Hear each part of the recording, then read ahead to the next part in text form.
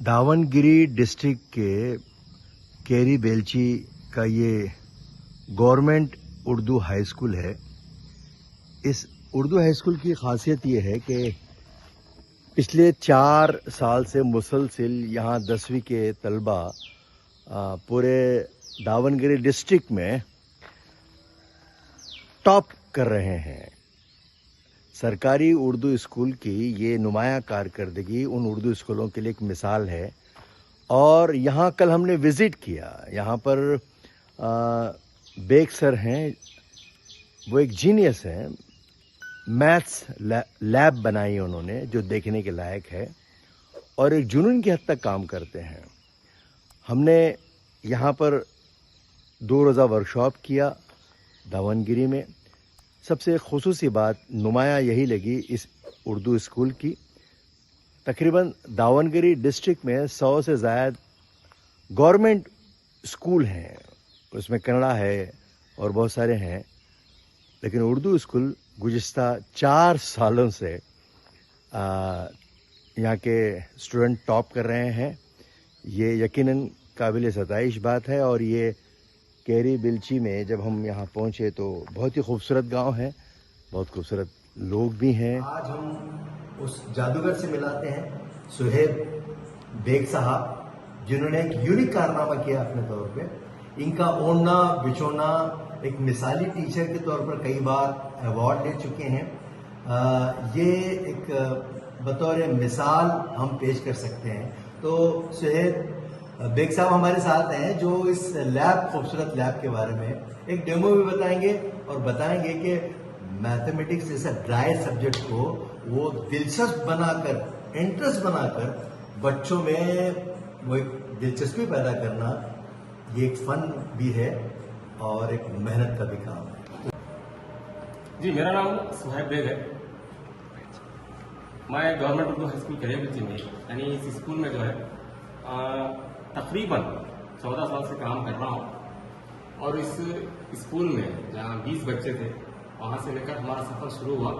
नई स्कूल थी तो आज 320 बच्चे हमारे स्कूल में ज़ेर तालीम है। जी सर। तो यहाँ जो मेरा जो एक्सपीरियंस था वो ये था कि रूरल एरिया के जो बच्चे होते हैं जी, उनमें आमतौर पर साइंस और मैथमेटिक्स जो है वो बहुत ही उन्हें टफ दिखाई देता है, बहुत मुश्किल दिखाई देता है। तो हमने ये सोचा कि इसको आसान बना। तो मैथमेटिक्स जो होता है वो इंजीनियरिंग फैकल्टी हो, उसमें बहुत ही अहम किरदार, उसका बहुत ही अहम किरदार। हमने सोचा कि चलो मैथमेटिक्स, साइंस लैब तो हर जगह होती है, तो मैथमेटिक्स को जो है आसान तरीके से किस तरह बताया जाए, प्रैक्टिकल वे में किस तरह बताया जाए जी। फिर जो अब टेक्नोलॉजी का दौर है तो टेक्नोलॉजी के जरिए से मैथमेटिक्स को किस तरह बनाया जी। फिर और एक विकास क्या है हमारे अंदर कि बच्चों को किस तरह इसके अंदर इन्वॉल्व किया जाए जी। लर्निंग बाय डूइंग, जिस तरह के फिजिक्स, केमिस्ट्री, बायो और दूसरे साइंस के जो ब्रांचेस होते हैं उसमें जो प्रैक्टिकल्स हुआ करते हैं, तो जी।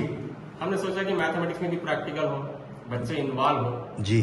तो एक तरफ तो था कि टेक्नोलॉजी का इस्तेमाल किस तरह से, बायोलॉजी जिस तरह से हमारे बच्चे हाई स्कूल में पढ़ते हैं कर्नाटका बोर्ड में, तो जिसमें वो प्रैक्टिकल करते हैं, तो मैथमेटिक्स में भी प्रैक्टिकल।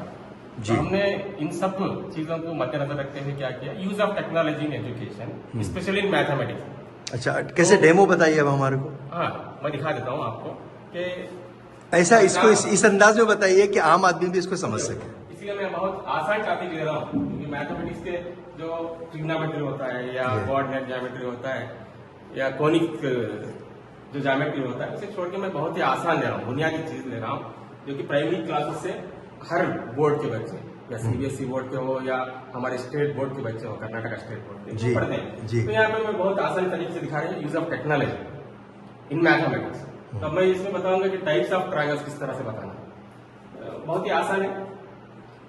यहाँ पे अब साइड जो है 2.6 सेंटीमीटर है, एसी इसका लेंथ, और बीसी का लेंथ 2.2 है, और ये भी का लेंथ जो है 3 यूनिट्स है।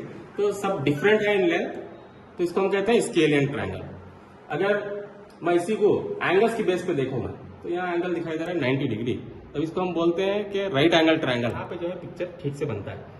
तो इसको हमने खुद तैयार किया। फिर इससे रिलेटेड अब लर्निंग बाय डूइंग होना था, ये तो हो गया टेक्नोलॉजी। अब इसको हम प्रैक्टिकली किस तरह से दिखाएंगे बच्चों को। तो उसके लिए हमने क्या किया कि सेकेंड फेज जो है हमारी लैब का, एक तो हो गया ये use of technology in teaching mathematics, दूसरा हो गया कि हम वर्किंग मॉडल किस तरह से दिखाएंगे इसको। तो यहाँ पे एक सिंपल मॉडल है जो रोजमर्रा जिंदगी में हम जो चीजें इस्तेमाल करते हैं उसका इस्तेमाल करके किया गया है। तो यहाँ दिखाई दे रहा है कि 3 साइडेड है, 3 साइड्स है, तो 3 साइड्स है तो इसको हम ट्रायंगल कहेंगे। अगर मैं इसको थोड़ा वेरी करूँ लेंथ, इस तरह के वहां दिखाई दे रहा है, यहाँ पे जो दिखाई दे रहा है जहाँ हाथ पकड़ के है, तो यहाँ भी मैं अपना हाथ ही पकड़ा हूँ, अभी जस्ट साइड्स को चेंज कर रहा हूँ। तो अब ये 2 साइड्स इक्वल हुए तो हम इसको कहेंगे स्केलियन ट्रायंगल।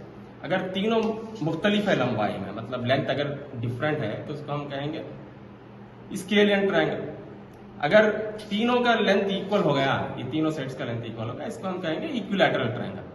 अगर एंगल के बेस पे देखें तो यहाँ जो एंगल बन रहा है एक्यूट एंगल बन रहा है, एक्यूट एंगल ट्रायंगल हो गया। जिस तरह की मैं वहां दिखा रहा था कि अगर मैं इसको इस तरह से कर दूं, यहाँ 90 डिग्री होगा, तो ये हो गया राइट एंगल ट्रायंगल। तो यहाँ बच्चों को एक तो हम दिखा रहे हैं टेक्नोलॉजी के जरिए से पिक्चराइज कर रहे हैं मैथमेटिक्स कॉन्सेप्ट को, और दूसरा क्या कर रहे हैं, यहाँ लर्निंग बाय डूइंग हो, बच्चा जो है करते करते सीखे, तो उसके लिए जो है मॉडल्स बनाए गए हैं। ये हमारा लैब का जो है ये बुनियादी कॉन्सेप्ट है। उसके बाद बच्चों को एक्टिविटीज क्या असाइन किया जाए, ये हमारा थर्ड फेज होता है। फिर उसका जो लर्निंग हो गई उसका इवैल्यूएशन किस तरह से, वो जो है हमारा फोर्थ फेज होता है। तो इसी तरह से देख सकते हैं आप, इसी कॉन्सेप्ट पे अगर मैं दिखाऊं तो थोड़ा टफ कॉन्सेप्ट हो तो वो भी हम पिक्चराइज करा सकते हैं बच्चों को, जो कि हम चार्ट एंड डस्टर जो होता है ब्लैक बोर्ड के जरिए से हम नहीं दिखा सकते। तो यहाँ देख सकते हैं कि एक ट्रायंगल है, इसके तीनों एंगल्स को अगर मैं ऐड करूं तो 180 डिग्री होता है। ये स्पेशल प्रॉपर्टी है जो हम बच्चों को बुनियादी तौर पर सिखाते हैं ट्रायंगल से रिलेटेड, कि एक ट्रायंगल के 3 एंगल्स को अगर ऐड करूं मैं तो 180 डिग्री होगा। तो यहाँ देख सकते हैं हम कौन सा भी टाइप का ट्रायंगल हो जाए, ये आपकी एंगल ट्रायंगल है या मैं ले लूं राइट एंगल ट्रायंगल ले लूं, ओके, तो कौन सा भी हो ट्रायंगल, उसके 3 एंगल्स का जो सम होता है वो 180 डिग्री होता है। माशाल्लाह। तो मुझे ये पूछना था जी कि ये जो सॉफ्टवेयर आपने बनाया है, नहीं, या ये